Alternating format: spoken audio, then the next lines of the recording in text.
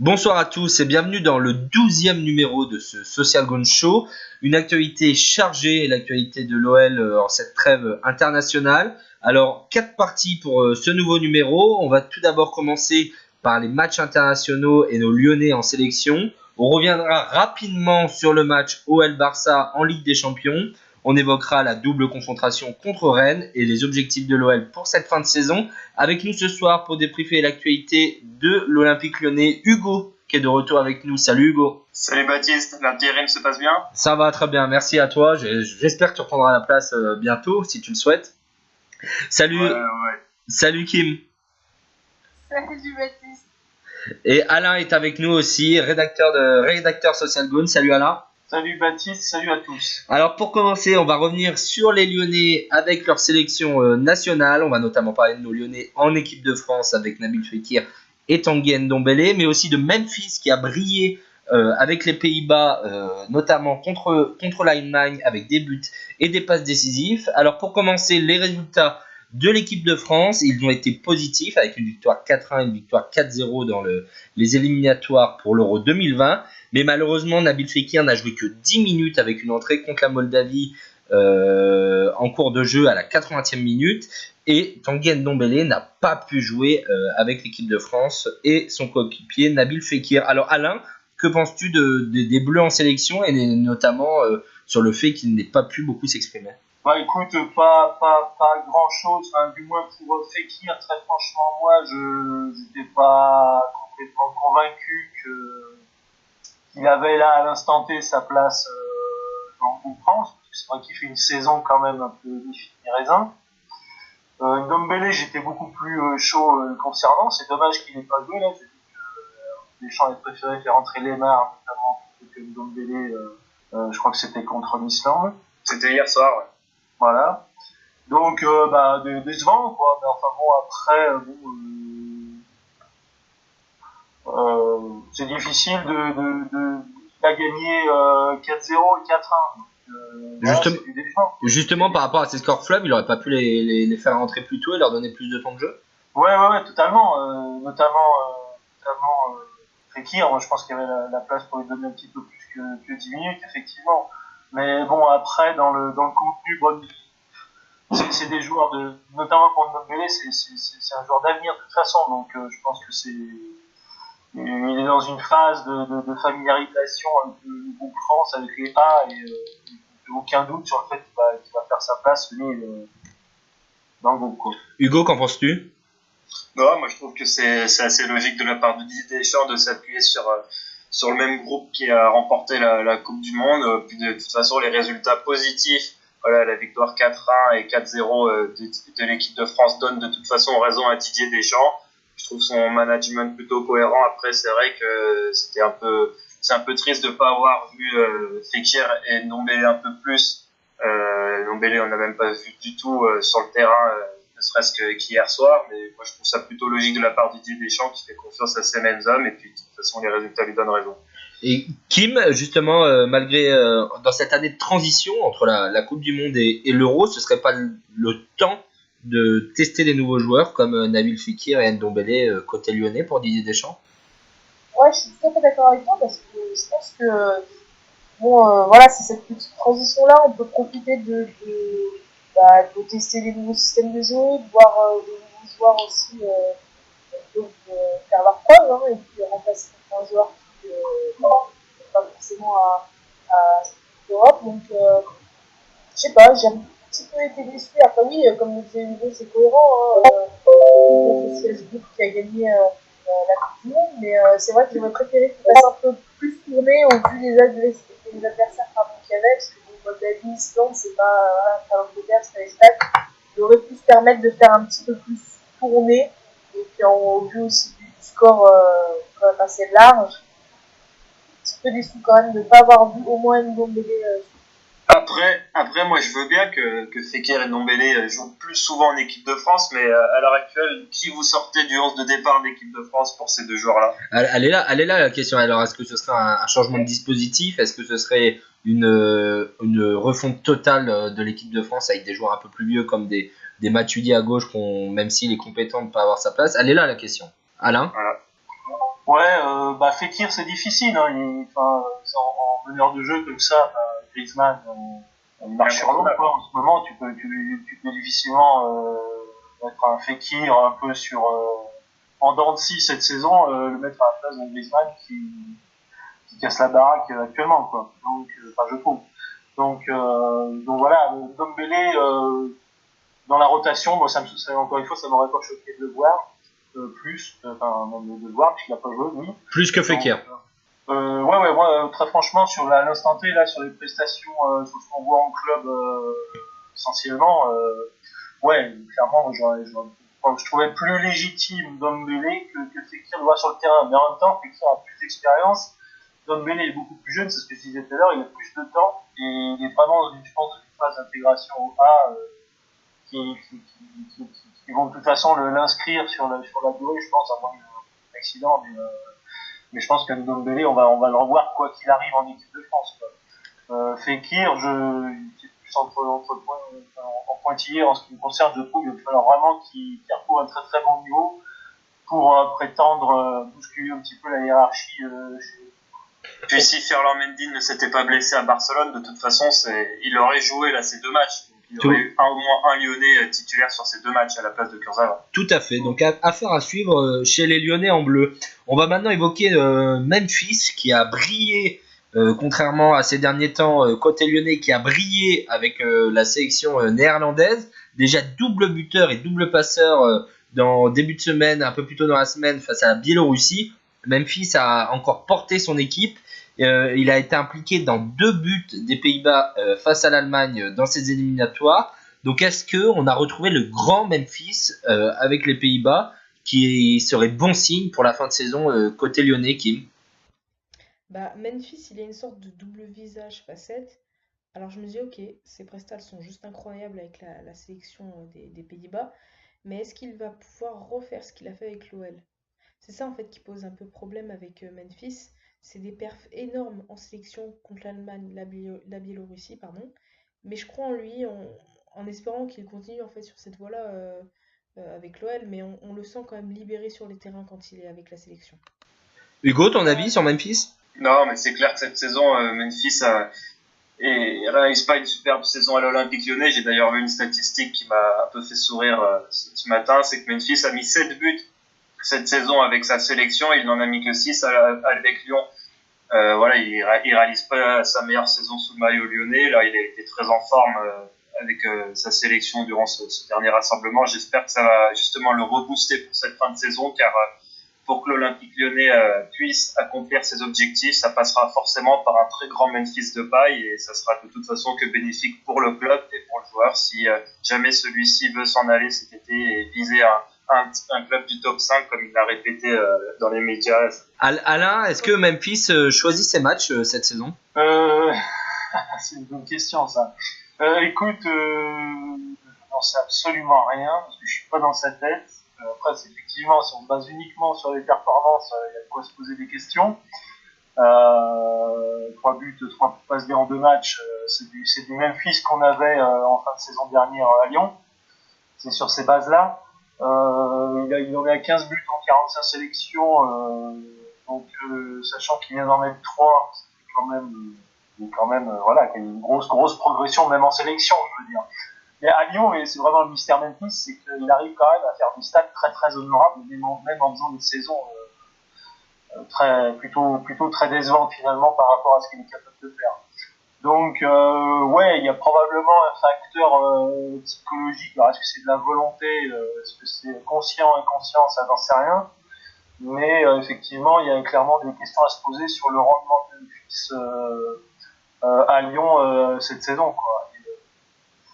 Il va savoir si dans un coin de sa tête il brille pas aussi en sélection pour montrer que il a peut-être aussi le bagage pour un club plus huppé que Lyon.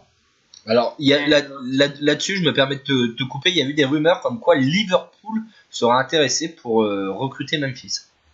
Ouais, je pense que ça pourrait tout à fait l'intéresser lui, Liverpool.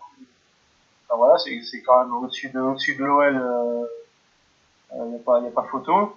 Donc voilà, écoute, moi, je serais curieux quand même de voir si jamais Memphis part, on aura l'occasion d'en parler, mais quel prix il partirait. Je crois que l'OL avait fait quelque chose comme 24 millions, si je me souviens bien. Oui, autour des 20 millions, oui, je crois. Autour des 20 millions, ouais. Avec les bonus, ça devait se rapprocher des 24 avec bonus. Ouais, voilà. Donc à voir, mais je pense que clairement, dans l'état d'esprit, de toute façon, quelque part, les cas sont très différents, mais je le mettrais presque dans le même cas que Fekir, c'est-à-dire que c'est des joueurs majeurs du groupe. D'ailleurs, c'est les deux meilleurs joueurs dans l'absolu quand ils sont au top. Mais les deux, tu peux pas les retenir s'ils ont vraiment envie. D'ailleurs, on le voit avec Fekir qu'une saison. Moi, je pense qu'il y a quand même un paramètre là-dessus. Justement, Liverpool, c'était déjà eux, mais je pense que dans sa tête, il était un peu parti Liverpool. Ça explique certainement en partie ses prestations moyennes cette année. Et puis Memphis, il n'est même pas de Lyon, donc clairement, s'il y a un gros club qui vient le chercher, je pense que Olas le laissera partir. Et puis voilà, bon, Tête a joué aussi un petit peu contre la Biélorussie. Qui est sorti blessé. Il est sorti blessé, mais c'est bien qu'il joue quand même dans une défense à 4, je crois, avec les Pays-Bas. Oui. Donc il retrouve avec les Pays-Bas. Voilà, il retrouve son côté préférentiel là à droite. Mais on va en reparler plus tard là, dans ce podcast. De la position de Tête, ouais. Ouais, il y a à creuser au niveau de la défense centrale. Pour terminer sur les internationaux lyonnais, on peut relever aussi le magnifique but, je ne sais pas si vous avez eu l'opportunité de le voir, de Traoré avec le Burkina contre la Mauritanie. Malheureusement, son équipe s'est inclinée et n'ira pas à la CAN cet été, mais il a marqué un magnifique but. On va évoquer très rapidement les espoirs qui avaient notamment contre le premier match contre les Allemands une forte odeur lyonnaise, si je peux me permettre, avec Moussa Dembélé, Martin Terrier, Houssem Aouar et Lucas Touzard de titulaires. 4 joueurs sur le 11 de départ de l'équipe de France Espoir. Lors du premier match, les jeunes ont fait match nul 2-2 contre les Allemands et se sont ensuite inclinés 1-0 contre le Danemark. Alors, est-ce qu'on rappelle qu'il y a l'Euro Espoir au mois de juin 2019 qui se déroulera en Italie, du 16 au 30 précisément, avec un groupe relativement corsé, l'Angleterre, la Roumanie et la Croatie pour nos Bleuets. Alors, est-ce que justement ces deux contre-performances peuvent laisser des regrets et des inquiétudes en vue de l'Euro qui aura lieu à la fin de la saison, Hugo? Des inquiétudes, je ne sais pas s'il faut être aussi pessimiste que ça. Après, c'est vrai qu'il me semble que l'équipe de France Espoir reste sur 4 ou 5 matchs nuls d'affilée. Après, voilà, c'était le dernier du coup rassemblement avant la grande liste de Sylvain Ripoll pour justement l'Euro qui aura lieu en juin prochain en Italie, comme tu l'as dit. Je pense qu'il a voulu aussi faire des dernières expérimentations, notamment au niveau de la doublure de Moussa Dembélé qui sera titulaire normalement à la pointe de l'attaque sauf blessure des espoirs avec Mateta. Il a également rappelé Niçois Saint-Maximin qui n'a pas été bien brillant lors de ces deux matchs. Je dirais pas que c'est inquiétant parce que vraiment il y a quand même un bon réservoir de joueurs, hein, que ce soit des Lyonnais mais également Diallo, les Allemands Mateta, Niakate. C'est vraiment des bons joueurs et il y a vraiment moyen d'aller chercher cet Euro de la part des espoirs. Ça serait une belle continuité après le sacre des champions du monde TDA. Donc moi je parlerai pas d'inquiétude, mais voilà, une petite piqûre de rappel et j'espère qu'au moins Sylvain Ripoll aura le choix au moment de faire sa liste au mois de juin et que les joueurs seront aptes à disputer l'Euro. Et j'espère aussi que Houssem Aouar choisira la sélection française, parce que c'est pas encore sûr. Tout à fait, ça c'est sûr, il est en grande discussion avec la sélection algérienne, on a pu le lire ces derniers temps. Kim, que penses-tu de cette sélection des Bleuets? Bah, plutôt intéressante, hein, et puis on voit quand même pas mal de pépites, hein, on voit quand même Dembélé qui réussit bien avec les Bleuets, Terrier aussi. Qui a marqué Dembélé, je me permets, qui a marqué, et Mateta aussi, l'ancien Lyonnais qui est présent, qui est rentré en cours de jeu contre le match contre le Danemark. Ouais, c'est une belle équipe, je trouve, pour nos Bleuets. Après, pour en revenir toi à ta question, peut-être des regrets sur ces matchs-là, sur ces derniers matchs, parce que c'est pas des matchs non plus faciles, mais pas non plus si compliqués que ça, donc oui, ça laisse quand même des regrets. Mais ça fait plaisir à voir, et puis on a nos Lyonnais en espérant les voir sélectionnés pour cette Euro Espoir au mois de juin. Alors, on va revenir à l'actualité maintenant de l'OL. On va revenir rapidement sur ce Barça OL si cruel pour nos joueurs lyonnais. On le rappelle, le score assez fleuve de 5-1. On voudrait revenir notamment au premier point sur l'arbitrage. L'arbitrage, c'est vrai, qui a coûté un penalty à l'OL au bout d'un quart d'heure de jeu avec une faute de Denayer sur Suarez, sur Luis Suarez. Une faute. Alors, elle est là la question. Alors, est-ce qu'il y a faute? L'arbitrage de la VAR a été consulté selon quand on l'a vu sur les caméras de la télé, mais l'arbitre ne s'est pas dirigé vers l'écran. Alain, qu'as-tu pensé en général de cet arbitrage de ce Barça OL qui a quand même été relativement en faveur des Catalans? Ouais, il jouait à la maison, fallait pas s'attendre à un arbitrage trop lyonnais non plus, fallait être réaliste, même si l'arbitre avait des stats qui n'étaient pas très favorables au Barça, il fallait que ça s'inverse contre nous malheureusement. Puisque Barça avait perdu, je crois, 2-3 matchs avec cet arbitre-là, déjà, dans ces dernières années. Tout à fait. En Ligue des Champions. Donc, voilà, non, pour moi, il n'y a pas faute. Si je me souviens bien de l'image précise, c'est plutôt Suarez qui marche sur le pied de Denayer. Plutôt que l'inverse, mais après, c'est Suarez. Donc, il y a quand même une propension chez les Uruguayens qui est en général très bien plongé. Et il n'a pas fait exception, là je pense qu'il est très bien tombé comme il fallait, et c'est dommage qu'avec la VAR, effectivement, qui est quand même censé éviter ce genre d'erreur, là moi c'est des trucs très très mystérieux quand même par rapport à la VAR, parce que le problème n'est pas la technique en elle-même, qui je trouve plutôt probante jusqu'à présent, que ce soit en Ligue 1 d'ailleurs comme en Coupe d'Europe, mais c'est toujours le facteur humain en fait, c'est toujours le facteur interprétation, qui fait que, on l'a vu aussi en Ligue 1 d'ailleurs sur certaines actions un peu hallucinantes, t'as des décisions qui vont à contrario de ce qu'on voit nous avec nos yeux, quoi. Et justement, lors du but de Lucas Touzard, l'arbitre a bien mis 2-3 minutes à consulter ses assistants la VAR pour savoir s'il n'y avait pas d'hors-jeu ou de faute sur l'action, alors que le but paraissait tout à fait légitime. Et on comprenait même pas en tribune ce qui se passait, pourquoi c'est mon voisin qui m'a expliqué qu'il pensait qu'il y avait peut-être hors-jeu, en fait. Ouais, même faute de Marcello, je crois. Oui, même on savait même pas, en fait, ça mettait autant de temps à valider le but quand tu vois la vitesse avec laquelle il a validé le péno pour Suarez, quoi. Bon, après, voilà, c'est pour l'OL, parce que ça met quand même... contrairement à ce qu'on pourrait penser quand même, moi, c'est vrai que ça mettait pas l'OL sur la bonne pente, si on peut dire. Mais malgré tout, je pense que le match, on le perd plus tard quand même. On le perd pas forcément à ce moment-là. Je trouve qu'on a plutôt pas trop mal réagi à un moment, on a eu 15-20 bonnes minutes. Je pense que le match, on le perd vraiment plus tard. Et pour ma part, je trouve presque plus à Traoré qu'à Denayer, finalement, qui n'est pas pour grand-chose. Si ce n'est de s'être jeté, il aurait peut-être pu s'abstenir de se jeter. Denayer, j'espère que ça lui a pas coûté sa place en sélection d'âge, d'ailleurs, j'ai vu qu'il n'avait pas joué non plus. Ah oui, il a pas joué sur les deux matchs. Ouais. Donc voilà quoi, mais Traoré qui perd le ballon au moment du 2-1, dans la foulée, le ballon perdu c'est le ballon du 3-1 en fait. Donc là à 3-1 tu te dis que ouais ça commence à sentir mauvais. Mais à 2-1 j'avais encore la faiblesse du pouvoir. On va accélérer les gones, on va parler maintenant des fragilités lyonnaises, notamment en défense centrale, 5 buts qui est énorme, même si en face c'était l'ogre barcelonais.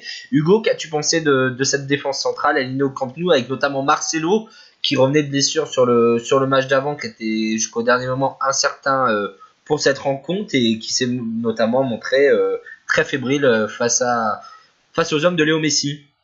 Ouais, c'est ça. Après, voilà, il y a justement cette titularisation de Marcelo, alors qui n'était peut-être pas à 100%, mais il y a surtout aussi la blessure d'Anto Lopez, qui perd le vice-capitaine lyonnais au bout de 20 minutes. Et Mathieu Gorgin, le pauvre, son premier match de Champions League au Camp Nou, donc ça, voilà, c'est vrai que les faits de jeu ont été contraires aux Lyonnais.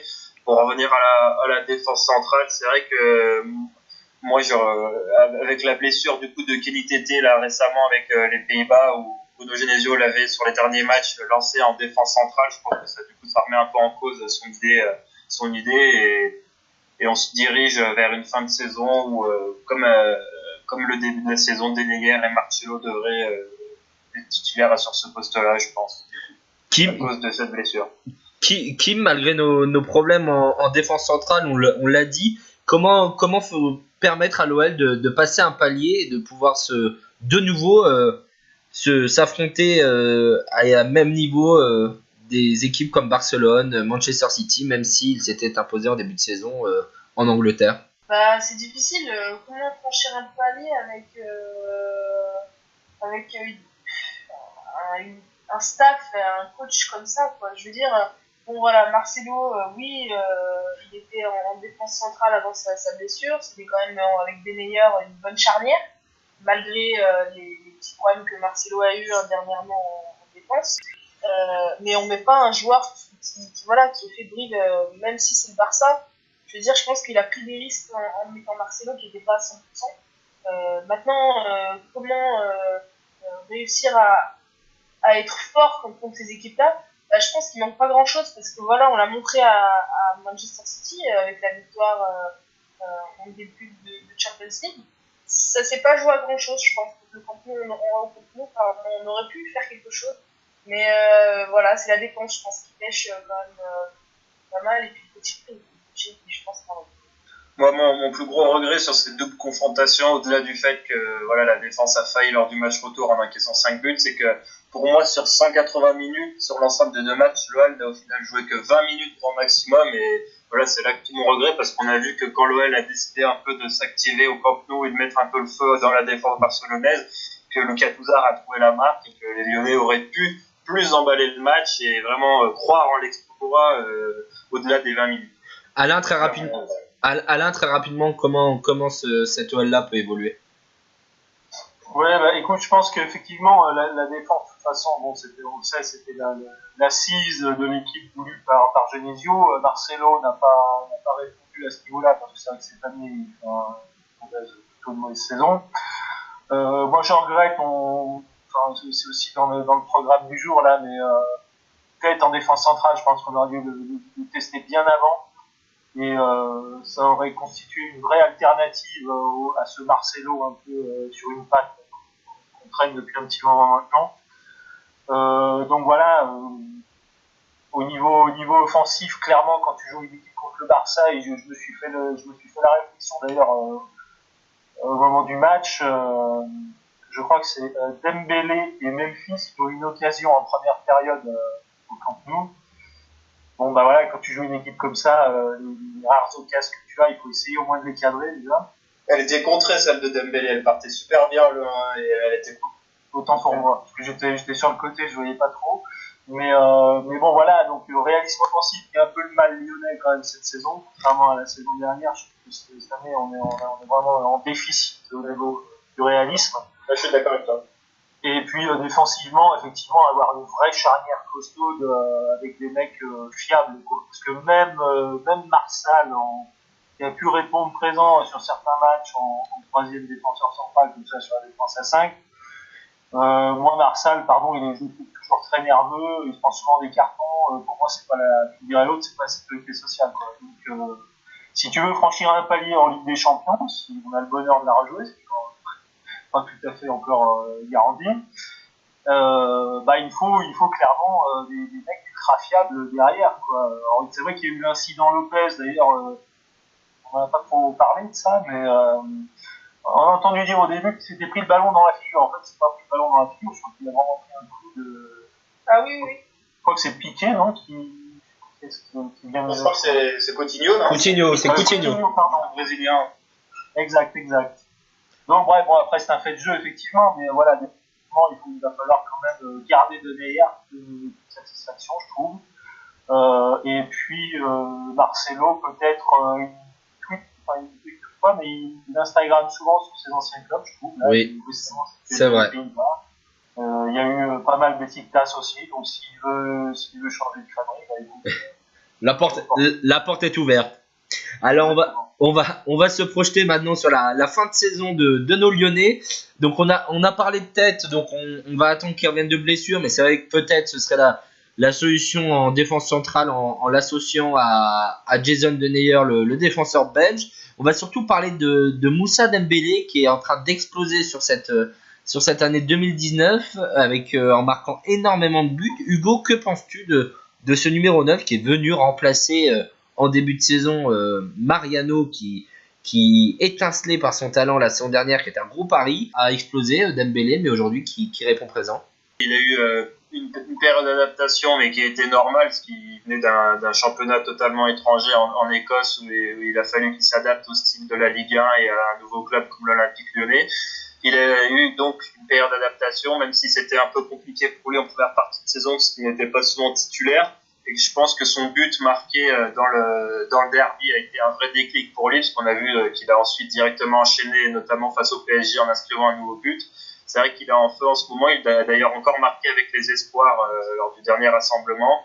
Donc j'en pense beaucoup de bien là sur cette fin de championnat, et j'espère que Moussa Dembélé répondra présent, parce que l'Olympique Lyonnais a besoin d'un grand Moussa Dembélé buteur pour atteindre ses objectifs et d'essayer d'attraper cette seconde place en championnat et éventuellement de faire un coup en Coupe de France. Kim, ton avis sur Dembélé? Ouais, au début de la saison, on se posait tous la question de ce fameux Dembélé. Est-ce que il va être si efficace que ça? Et ben la preuve, oui, il a mis du temps. Mais ça fait plaisir de le voir jouer comme ça. Et comme tu l'as dit, Hugo, je pense que le déclic a été fait lors du match à Geoffroy Guichard, qui ça peut lui faire du bien au moral, et on le sent quand même bien plus intéressant sur les terrains et libéré. On va parler maintenant des objectifs de fin de saison de l'Olympique Lyonnais, et notamment cette deuxième place qui est si chère pour Jean-Michel Aulas et Bruno Genesio, peut-être pour sa prolongation de contrat, on en parlera un peu plus tard. Les Lyonnais ont plutôt un calendrier favorable. Pour rappel, ils sont quand même à 4 points des Lillois qui sont deuxième, et ils ont également 6 points d'avance sur les Marseillais, quatrième. Les Lyonnais donc se déplacent à Rennes ce vendredi. Les Lillois se déplacent au FC Nantes, et Marseille reçoit Angers. Alain, rapidement, est-ce que cette deuxième place, t'y crois encore? Oui, j'y crois encore en fait. Je pense que la probabilité de finir deuxième existe encore, sans faire un excès d'optimisme, pour des raisons très simples. D'ailleurs, tu l'as rappelé, il n'y a que 4 points d'écart pour l'instant. Et puis surtout, le calendrier lillois n'est pas super simple non plus. Pour rappel, il y aura une confrontation. Ils recevront le PSG, et voilà, ils nous les recevront aussi début mai, alors qu'ils termineront leur championnat à Rennes, qui est quand même en grande forme sur cette fin de saison. Exactement, bah écoute, t'as tout dit ce que je voulais dire. Donc voilà, pas facile pour eux. Maintenant, ça veut dire aussi que nous, maintenant, il ne s'agit pas non plus de regarder seulement ce que les Lillois vont faire. Nous, on va jouer donc Lille, forcément, on les reçoit, et puis on va aller jouer à Marseille aussi. Donc il ne s'agit pas de perdre à nouveau des points en route, mais voilà, la probabilité existe encore. Moi, je reste assez confiant à ce niveau-là. Rapidement, on évoque la Coupe de France. Les Lyonnais reçoivent mardi le Stade Rennais après la rencontre en championnat. La Coupe de France, on sait que c'est un objectif majeur, que ce soit pour le club, pour les joueurs, pour le staff, pour le président et surtout pour les supporters. Une question simple, est-ce qu'on peut la gagner? Hugo. Oui, évidemment. Après, c'est vrai que cette double confrontation en quelques jours face à Rennes va pas être évidente, et il va falloir vraiment que les Lyonnais réalisent un très gros match mardi prochain au Groupama Stadium, parce que Rennes est vraiment une équipe qui fait sensation cette saison en championnat. Ils ont fait un super parcours en Europa League. Ils ont été sortis récemment par Arsenal. Donc oui, si Lyon logiquement bat Rennes, il sera en finale, et à mon avis, je pense que le PSG va également être en finale. Et sur une rencontre, on sait que Lyon a déjà battu Paris plusieurs fois, et oui, la Coupe de France est un objectif qui est à la portée des Lyonnais, et moi j'y crois en tout cas. Alain, t'y crois aussi, en 2 mots? Ouais, clairement j'y crois. Alors c'est vrai que Rennes, on va les recevoir. Hein, tout à fait. En Coupe de France. Faudra museler Ben Arfa, c'est pas plus que ça. Grenier. Il n'y a pas de lui. Il y a Bourigeaud, il y a du monde. Des bons joueurs quand même. Il a déjà fait quelques misères, lui en particulier, parce que je pense qu'il n'y a pas oublié de bien non plus. Donc voilà, je me méfie toujours de ça. Et puis Rennes, Hugo disait un très bon parcours. Bon, ils ont fait un 8ème de finale en Europa League, hein, c'est pas non plus. Pour eux, c'est un très bon parcours. Pour eux, c'est. l'équivalent d'une coupe intertoto. Donc voilà, mais c'est effectivement ça une très très bonne équipe cette saison. Il va falloir s'en méfier les deux fois d'ailleurs, parce que même en championnat, ils se sont pas fait des points dès vendredi. Hein. Donc voilà, prudence, mais la Coupe de France, pour moi, elle est jouée sur un match, la finale, si on joue contre le PSG, et il y a toujours moyen de taper sur un match. On a prouvé qu'on pouvait faire jeu égal chez eux, malgré le score, et puis on a prouvé qu'on pouvait les battre chez eux. Kim, en un mot, oui ou non, tu crois? Oui. Oui, eh ben allez, on va finir sur. Eh ben on y croit tous. On va finir sur Genesio. Olas devrait se prononcer. Il a dit normalement avant le match de Coupe de France, qui a un timing assez surprenant, comme l'annoncent certains supporters. Donc Genesio, clap de fin ou pas? Est-ce que Bruno Genesio va prolonger entre Rhône et Saône? Est-ce que c'est la bonne solution, Hugo? Après, moi, je sais pas vraiment. D'ailleurs, je crois que même qu'Olas, là, récemment, Jean-Michel Aulas a repoussé la date, il me semble, la semaine dernière, et a parlé plus du 3 avril, il me semble, après le match de Rennes. Donc ça veut dire qu'une qualification rennaise, c'est une prolongation de Genesio? Une qualification lyonnaise. Lyonnaise, pardon. Une qualification lyonnaise, c'est une prolongation de Genesio, et une élimination, c'est ciao de Genesio? Non, après, je sais pas s'il faut être aussi réducteur que ça, mais je pense que, enfin, voilà, on sait tous que Jean-Michel Aulas apprécie Bruno Genesio, et si l'Olympique Lyonnais élimine Rennes et va au bout de ses objectifs en approchant au moins la finale et la Champions League pour la saison prochaine, voilà, je pense que Jean-Michel Aulas voudra conserver Bruno Genesio. Donc Alain, il faudra attendre, en fait, pour prolonger Genesio, il faudra attendre d'avoir une deuxième place de sûr et un résultat en Coupe de France. Non, je vais être beaucoup moins diplomate que Hugo. D'ailleurs, je ne bosse pas à l'OL en ce moment, donc ça peut laisser les franches à ce Alors, là, ça attaque. Pour rappel, Hugo est en stage à l'OL TV, donc peut-être qu'il n'a pas le droit de cracher sur la gueule des Lyonnais. On n'en dit pas plus. Il n'a pas envie. Ou qu'il n'a pas envie. Non, ce qui me concerne clairement, au-delà même du cas Genesio, parce que finalement, on se focalise beaucoup sur le bonhomme, sur le style de jeu ou l'absence de style de jeu, etc. Ok, ça est parfaitement recevable. Mais on parle d'un entraîneur qui est quand même là depuis 3 ans. Ça fera 3 ans et demi d'ailleurs qu'il est là. Tout à fait. Quand tu as un club comme l'OL, quel que soit son nom, garder un entraîneur 3 ans et demi, déjà en soi, ça appelle quand même un certain renouvellement, un phénomène d'usure qui se crée, je veux dire. Que ce soit Genesio ou un autre. Bon, là en plus, effectivement, ça fait on n'a pas gagné de titre depuis 2012. Espérons que ce sera pour cette année. Mais moi, j'estime que de toute façon, la période Genesio est terminée. On a fait le tour de la question. Même si on gagne la Coupe de France, pour moi, ça changera rien sur le fond. Et puis, pour revenir sur le petit sondage qu'on avait fait la semaine dernière sur Twitter, tout à fait, 87% de stop Genesio sur 735 votes, ce qui donne quand même une petite tendance. Et les associations de supporters ont fait savoir qu'ils ne voulaient plus de Bruno Genesio. Ouais, non, mais voilà, il a fait ce qu'il pouvait avec ses moyens à lui, mais je pense que, et puis, ça rejoint d'ailleurs la question de franchir un palier aussi au niveau européen. Je pense qu'il nous faut quand même autre chose aussi à ce niveau-là, si on veut vraiment peut-être jouer un quart ou jouer une demi-finale à nouveau un jour en Ligue des Champions. Quoi. Je doute fort qu'on y arrive avec Genesio. Après, il ne faut pas exclure l'hypothèse aussi que Bruno Genesio veuille aussi partir de son propre chef. On sait que récemment, il s'est engagé avec un agent Piniziavi, il me semble, qui a été aussi important dans l'avenue Neymar à Paris, et que son nom circule de plus en plus en Angleterre. À Newcastle, notamment à Newcastle, pour succéder à Benitez. L'hypothèse d'un départ de Bruno Genesio de son propre club. Même s'il a fait savoir que son envie première, ça serait de prolonger à l'OL. Il ne faut pas oublier quand il est arrivé qu'il a succédé à Hubert Fournier, qui nous a qualifiés en Ligue des Champions, avec notamment ce fameux 6-1 contre Monaco, même si Monaco s'était qualifié au final en Ligue des Champions, et c'était l'année d'après qu'ils avaient accroché une demi-finale. Kim, on prolonge ou on prolonge pas, Genesio, pour terminer? On prolonge pas. On prolonge pas? On passe à autre chose? Non, ça va aller. Faut savoir aussi quel entraîneur pourrait prendre sa place. On dirait la fin de repas. T'as l'autre qui te demande si t'as encore pas. Voilà, tout à fait. On n'a plus beaucoup de temps, on est pressé par le temps, chers auditeurs. Mais rapidement, Kim, pourquoi on ne prolonge pas les mêmes avis que les autres? Ouais, non, les mêmes avis. Et puis je me dis, bon, s'il gagne la Coupe de France, et ben, il repartira avec le Zebio Cup d'un côté et puis la Coupe de France de l'autre. Et puis voilà, il aura eu ses 2 coupes et puis on en parlera plus. Et un nom, chacun un nom pour remplacer Bruno Genesio, parce qu'il faut savoir quand même quand un entraîneur arrive à l'OL est un cadre très particulier. Hein. Le président Aulas est très investi, le staff est vraiment envahi entre guillemets par le président Aulas. C'est vraiment un cadre particulier. Alain, un nom pour remplacer Bruno Genesio? Alors là, aucune idée, là, franchement. Aucune idée.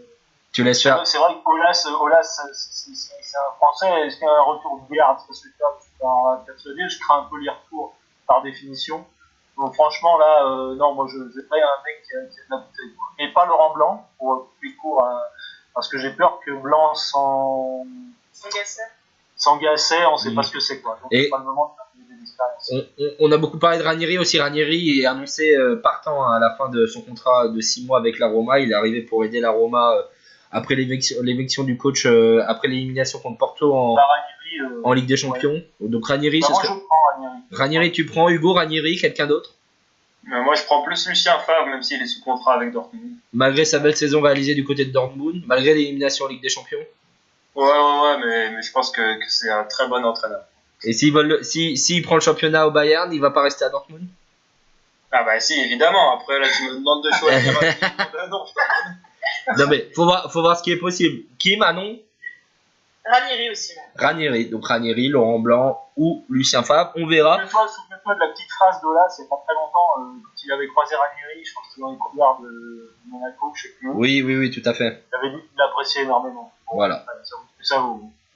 Voilà, on verra, ou peut-être Jardim, où il y a du monde pour remplacer Bruno Genesio, reste à savoir s'il va prolonger ou pas. En tout cas, merci. Ça peut être compliqué quand même, il vient de revenir à Monaco. Ouais. On verra. Oui, tout à fait. Mais Ola, ça fait savoir qu'il apprécie beaucoup le profil de Léo Jardim également. Merci à tous d'avoir participé pour ce 12e numéro du Social Goat Show. Merci Kim. Merci à toi, merci à tout le monde d'écouter nos podcasts. Bah oui, c'est toujours avec grand plaisir. Merci beaucoup Alain pour tes analyses. Merci Baptiste, merci à tous. Et puis Hugo, c'était sympa de te réentendre. Donc, c'est vrai, tout à fait. Merci Hugo de ton retour malgré ta présence dans la maison mère en ce moment. Mais on te retrouve très rapidement. Merci Hugo d'avoir participé. Merci à tous, merci, bonne soirée. Merci. L'actualité de l'OL est toujours à suivre sur Social Gone, sur le site de Social Gone, socialgone.com et sur nos pages Facebook et Twitter. D'ici là, l'actualité lyonnaise se poursuit avec ce match vendredi soir à Rennes au stade de la Route de Lorient qui s'appelle maintenant le Roazhon Park. Pardon. Excusez-moi. Le Roazhon Park, excusez-moi.